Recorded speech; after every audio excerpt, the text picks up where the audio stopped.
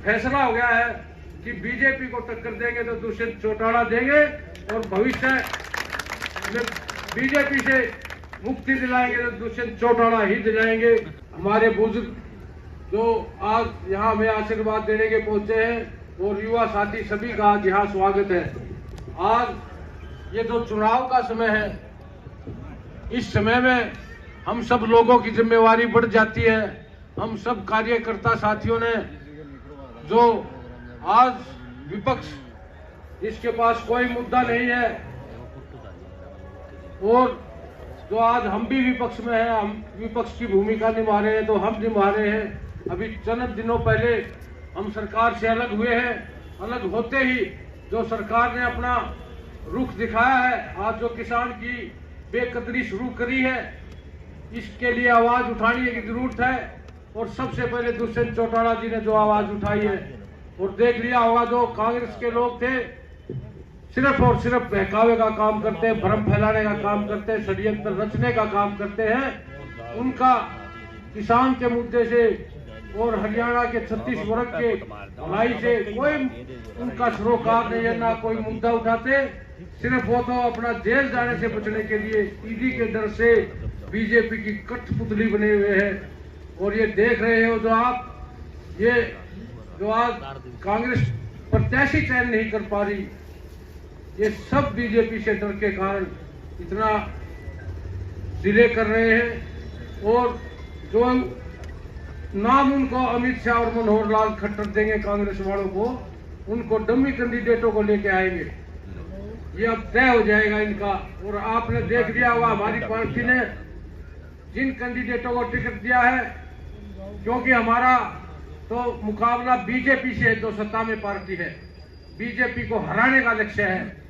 जो हमारे कैंडिडेट आए हैं उनसे साबित हो गया कि बीजेपी को हम सीधी टक्कर दे रहे हैं। और कांग्रेस के प्रत्याशी आएंगे जब, देखना आप फर्क महसूस करना कि वो कांग्रेस के नुकसान, बीजेपी को नुकसान नहीं पहुंचाएंगे, बल्कि बीजेपी को फायदा पहुंचाने के लिए ऐसे डम्मी कैंडिडेट लेके आएंगे।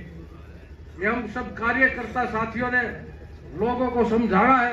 आज ये जो कांग्रेस ने षड्यंत्र रच रखा है, किसान का चोला ओढ़ के 4 आदमी खड़े हो जाते हैं, किसान को बदनाम कर रहे हैं। उनको समझाना है कि 4.5 साल में दुष्यंत चौटाला जी ने कोई एक भी गलत काम किया हो तो बताओ। और जो कांग्रेस ने जो एक से एक गलत काम करे, इतने घृणित काम किए, उन कामों को बताना है। आज वो लोग भूल चुके हैं, भोले भाले लोग, जो कांग्रेस ने नसबंदी के समय में इतने जघन्य अपराध किए, इतने कांड हुए, रिवासा कांड, कादमा कांड, पिपली कांड, लोग मरवाए। और उसके बाद पिछली जो 10 साल कांग्रेस की सरकार थी, किसानों की जमीन लूटी, कोड़ियों के भाव, किसानों को बेघर करने का काम किया है, उजाड़ने का काम किया है। किसानों का सबसे लंबा आंदोलन राई के अंदर चला था, 5-6 साल किसान बैठे रहे थे। उनकी क्या मांग थी? भाई हमारी जमीन छोड़ दो। ये जो तत्कालीन सरकार ने वहाँ 2,500 एकड़ लेकर राजीव गांधी सिटी बना दी कोई, उसमें ना तो कोई हरियाणा का आदमी ने प्लॉट मिला, ना कोई हरियाणा का आदमी वहाँ नौकरी करता, सब हरियाणा से बाहर के लोगों का है। जो कांग्रेस पार्टी है वो तो प्रॉपर्टी डीलिंग करती थी, साबित हो चुका है। 25,000 एकड़ तो उन्होंने बादली में खरीद कर साहूकारों को दे दी। ये सब कांग्रेस ऐसे काम करती थी। कांग्रेस के खिलाफ बोलने के लिए तो हमारे पास बहुत है, पर हमारा लक्ष्य तो बीजेपी को हराना है। बीजेपी से सीधी टक्कर है कांग्रेस का, तो अपने आप ही खात्मा हो गया। उनका तो गुटबाजी, आपस में जूतम पैजार, उनमें तो साहस ही नहीं है। वो कह रहे हैं वो लड़ेगा चुनाव तो मैं लड़ूंगा। हमारी पार्टी में अकेले हिम्मत है। ये मैं बुजुर्गों, नौजवान साथियों आपको भरोसा दिलाना चाहता हूँ। बीजेपी से जब भी हरियाणा का पीछा छुटाएंगे तो दुष्यंत चौटाला जी छुटाएंगे। ये कांग्रेस वाले भ्रम में डाले हुए लोगों को, उनकी कोई सरकार नहीं आने वाली, ना कोई उनका आगे भविष्य है। ये तो इसी साल लोगों को समझ में आ जाएगा, कांग्रेस का कोई भविष्य नहीं है। ये 2-4 महीने और है, भगा लेंगे। ये लोग हमारे भोले भाले हैं, आज भगाई में आए हुए हैं। कुछ को तो समझ में आने लग गया आहिस्ता आहिस्ता, जब से देखा दुष्यंत चौटाला जी किस प्रकार से किसान की आवाज उठा रहे हैं।